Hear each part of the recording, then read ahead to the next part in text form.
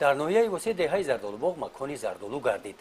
در جماعت دهاتی به نام میرعلی محمد علیف، در خواجگی دهخانی به نام سینا خواجگیداران و جمع‌آوری زردالوی از جهت اکولوژی تازه با استانداردهای جهانی مطابق و با صادرات نگرانیده شده شروع نمودند.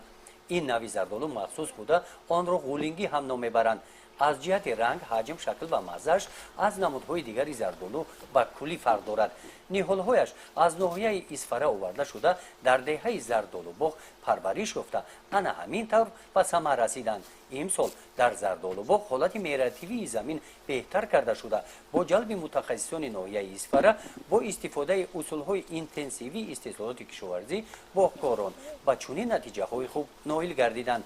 زردالو انا همین طور در شاخ درخت پخته رسیده غولینگ شدنش ساکنان را به حیرت آورده است.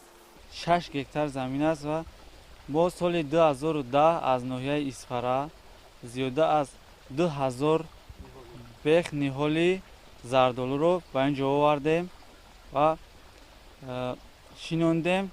اینا در بین 7-8 سال به حاصل در آمدن. از این نوع زردالو این رو حاجت نیست که برده به یگان جا خشک کنی.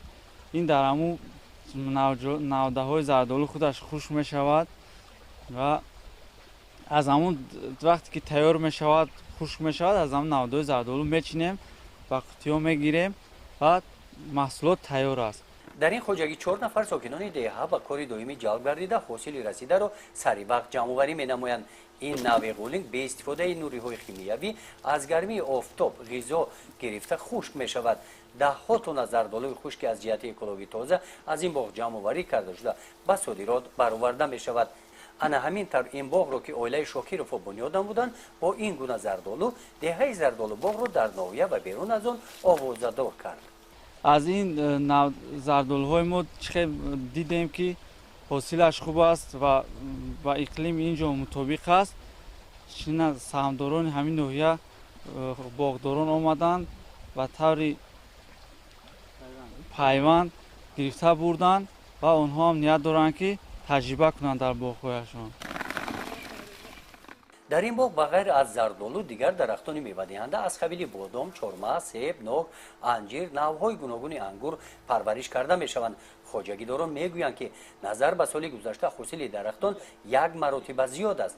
ماه ایون و ایول دوره جمع‌آوری حاصل این درختان میباشد.